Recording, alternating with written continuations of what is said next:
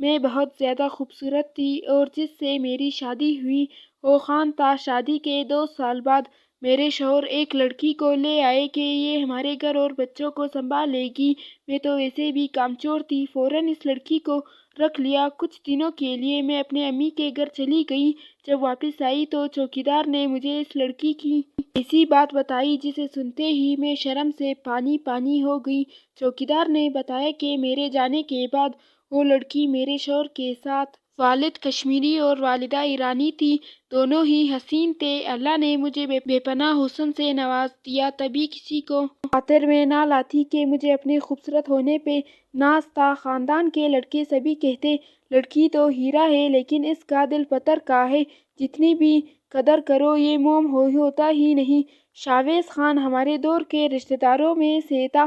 اس کی والدہ نے مجھے شادی میں دیکھا تو امی کے ہاتھ پکڑ لیے، حورین کو میری بہو بنا دو، عمر بھر تابعدار رہوں گی۔ والد صاحب میری شادی اپنے بھائی کے بیٹے سے کرانا چاہتے تھے لیکن شاویز کی ماں پیچھے پڑ گئی۔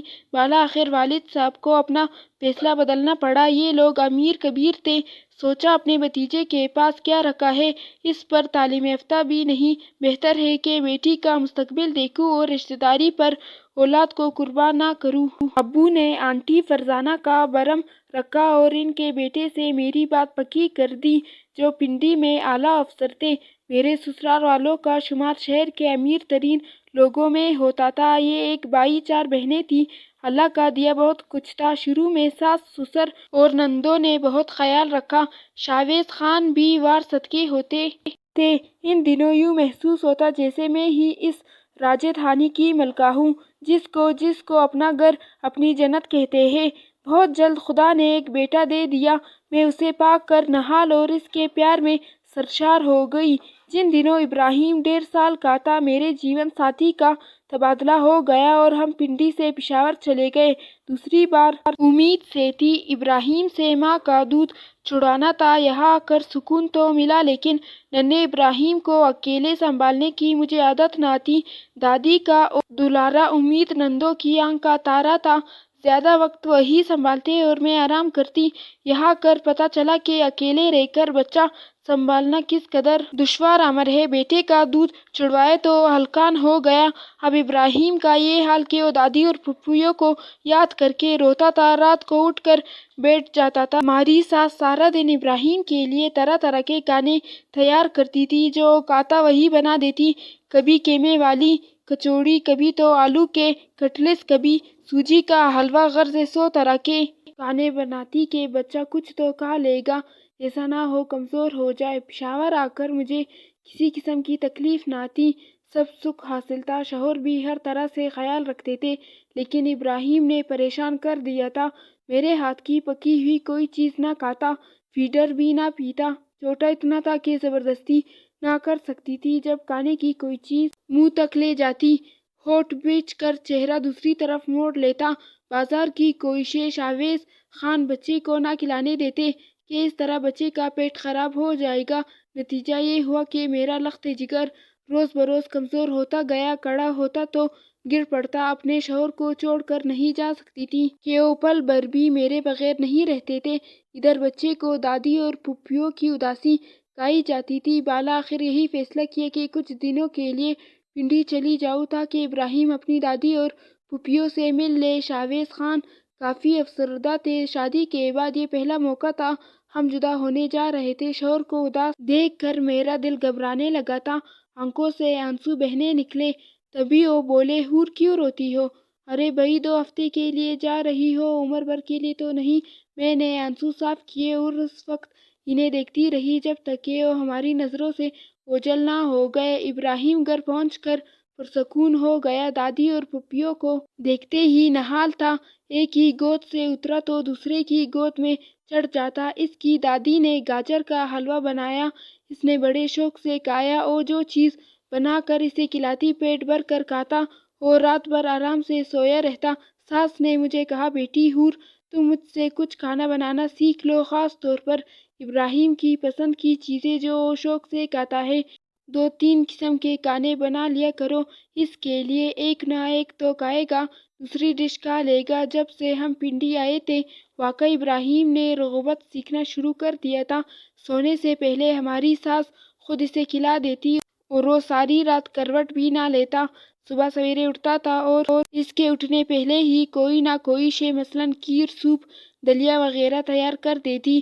سسرال میں رہ کر ابراہیم کی طرف سے مجھے بہت آرام تھا، لیکن شاویز روز فون کر کے پوچھتے تھے، ہاں بھائی تو کب آنے کا پروگرام ہے؟ اتنے دن گزر گئے تمہارے بغیر، اب تو آ جاؤ۔ آنٹی تو ابراہیم کی خاطر ابھی بھی روکتی تھی کہ کچھ دن اور ٹھہرو، بچے میں ذرا جان پڑی ہے تو جانے لگی ہوں، وہاں جا کر یہ پھر سے کمزور ہو جائے گا۔ آخر کب تک خان صاحب نے چھٹی لی اور مجھے خود لینے آ گئے۔ پشاور آ کر جی اور برا رہنے لگا۔ ابراہیم نے پھر سے وہی روش اپنا لی، کچھ نہ کچھ کھانا اور روتے رہنا۔ شاویز نے یہ حل نکالا کہ ایک اچھی میٹ کی تلاش میں دن رات ایک کر دیا، جو بچے کو سنبھال لے، اسے کھلائے پلائے نہلائے اور مجھے آرام کرنے دے۔ بہت جلد ایک ملازمہ کا انتظام ہو گیا۔ یہ ڈھیر عمر تھی اور 2 بچوں کی ماں تھی، اس کو رہنے کا ٹھکانہ نہ درکار تھا۔ ہمارے صاحب نے سرونٹ کو کوارٹر دے دیا، اس نے آتے ہی ابراہیم کو سنبھال لیا۔ اسے بچوں کی پرورش کا تجربہ تھا، یوں بھی نیک اور مخلص عورت تھی۔ خاوند اسے چھوڑ کر چلا گیا تھا اور 2 سال سے اس کا کچھ پتہ نہ تھا۔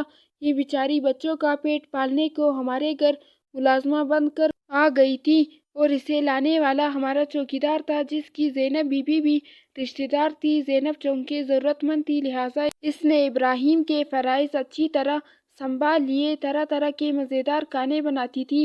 اس کے دونوں بچے ابراہیم کے ساتھ کھیلتے اور بہت خوش رہنے لگا تھا۔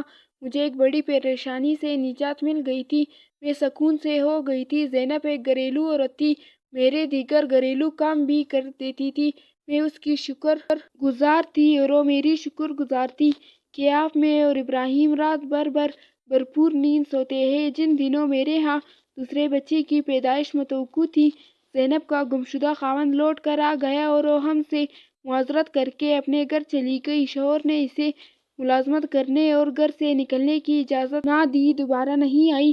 البتہ اس بار چوکیدار نے ایک ایسی خاتون کا انتظام کر دیا جس نے نرسنگ ٹریننگ لی تھی اور ایک اسپتال میں بطور نرس کچھ عرصے کام بھی کیا تھا۔ اس کا نام رمشا تھا۔ وہ طلاق یافتہ تھی، معمولی شکل و صورت کی تھی، سراپا پرکشش تھا، لباس نک سے درست اور حلیہ ہر وقت ٹھیک رکھتی تھی، یعنی سلیقے میں باکمال تھی۔ بات کرنے میں بھی ایک طریقہ تھا، قصہ مختصر، بڑے اسٹائلش قسم کی تھی۔ پہلی بار جب ادب کے ساتھ گل مل کر باتیں کی تو مجھ کو اچھی لگی۔ اس میں کچھ ایسے ہنر تھے کہ مالکہ ہونے کے باوجود میں نے اس سے دوستانہ رویہ اختیار کر لیا۔ اب وہ میری ملازمہ نہیں بلکہ میری سہیلی بن گئی تھی۔ ہم ایک میز پر ساتھ بیٹھ کر کھاتے پیتے اور جب میں بور ہوتی تو وہ اپنی پیاری پیاری باتوں سے ہنساتی، جی خوش ہو جاتا تھا۔ کچھ ہی دنوں بعد میرے ہاں ولادت متوقع تھی اور اب بالکل ہی میں گھر کو نہیں دیکھ سکتی تھی۔ رمشا ہمارے سارے معاملات دیکھتی تھی، نوکر خانسامہ سبھی اس کی نگرانی میں کام کرتے تھے۔ سودا سلف منگوانا اس کی درد سری تھی، مہینے بھر کے راشن، کچن کے سامان کی لسٹ وہ پہلے سے تیار کر لیتی تھی۔ پڑھی لکھی ہونے کی وجہ سے زیادہ سمجھدار تھی، ہر معاملے میں خوب سوجھ بوجھ سے کام لیتی تھی۔ ابراہیم کو بھی کچھ اس طرح رجھا لیا کہ وہ زینب کو بھول کر آنٹی رمشا کا گرویدہ ہو گیا۔ رمشا کی عمر 30 کے لگ بھگ ہوگی، لیکن اپنا خیال رکھنے کی وجہ سے وہ بامشکل 17-18 کی نظر آتی تھی۔ میرے خاوند کو بھائی صاحب کہتی، میرے گمان سے تو وہ بھی اسے بڑے بھائی ہی کی نظر سے ہی دیکھتے تھے اور سسٹر رمشا کہا کرتے تھے۔ جتنا سکون زینب نے دیا اس سے کہیں زیادہ رمشا سے ملا۔ بچے کی پیدائش کے وقت میں ہسپتال میں تھی، اسی نے ابراہیم اور گھر کو سنبھالا تھا۔ جب میں ننھی بیٹی لے آئی تو رمشا نے بہت خوشی منائی۔ ہماری ساس سفر نہ کر سکتی تھی، انہوں نے بیٹیوں کو بھیج دیا، اسی ہدایت کے ساتھ کہ اپنی بھابھی اور بچوں کو لیتی آنا۔ ابراہیم کے لیے تو بہت اداس تھی۔ جب تک پشاور میں رہی رمشا نے میری خوب دیکھ بھال کی۔ اب چالا ہو گیا تھا، نندوں نے اصرار کیا، بھابھی امی کے پاس چلے، وہ اپنی نومولود پوتی کے لیے بہت اداس ہے۔ ابراہیم کے بابا نے بھی کہا ہاں ہاں چلی جاؤ، ان لوگوں کا ساتھ ہے، پھر کیسے جا پاؤ گی؟ امی جان تمہارا شدت سے انتظار کر رہی ہے، کچھ دن وہاں آرام کر لو، جب فون کروں گی تو لینے آ جاؤں گا۔ مجھے اپنے شوہر کی فکر نہ تھی، رمشا تو گھر میں ہی تھی۔ میرے والدین ان دنوں بیمار تھے اور ان کی فکر کھائی جاتی تھی۔ میں پنڈی آ گئی۔ میرے شوہر کا پہلے فون روز آ جاتا، پھر ہفتے بعد آنے لگا۔ مجھے یہاں آئے 1 مہینہ ہو گیا تھا، لینے بھی نہ آئے تو میں نے فون کر کے کہا اب آ جائیے، میں اور بچے آپ کے لیے بہت اداس ہیں۔ بولے ایک ضروری دورے پر کل جانا ہے، ہفتے بعد آ کر لے جاؤں گا۔ انہی دنوں والد شدید بیمار پڑ گئے اور پھر رضا الہی سے وفات پا گئے۔ میرے شوہر وفات پر آئے اور 1 روز بعد واپس پشاور چلے گئے۔ اس موقع پر میں ساتھ نہ جا سکی کیونکہ امی کے پاس رہنا واجب تھا۔ امی کے 40ویں تک میکے میں رہی اور پھر واپسی کی تیاری باندھ لی۔ حیرت اور دکھ اس بات کا تھا کہ میرے والد کی فوتگی پر غیروں کی طرح آ کر چلے گئے تھے، حالانکہ اس دوران 2-3 بار آنا ان کا بنتا تھا۔ پنڈی سے پشاور بہت دور نہ تھا، لیکن میری والدہ کی دلجوئی کو اپنے فرائض کا بہانہ کر کے نظر انداز کر دیا اور میں سوچتی رہ گئی۔ ایک روز ہمارے خانسامہ کا فون آ گیا تعزیت کے بعد۔ کہا بی بی آپ کو گئے بہت دن ہو گئے ہیں، اب لوٹ آئے۔ خان صاحب کو اتنے دن اکیلے چھوڑنا درست نہیں ہے، فوراً آ جائیے۔ خانسامہ کے لہجے سے میں چونک گئی، کوئی ایمرجنسی لگتی تھی؟ خدا خیر کرے، میرے شوہر ٹھیک تو ہوں گے؟ ایسے تو خانسامہ نے کبھی فون نہ کیا تھا۔ ابو کی تعزیت کے بہانے سے فون کر کے مجھے جیسے ہوشیار کرنا چاہتے ہو۔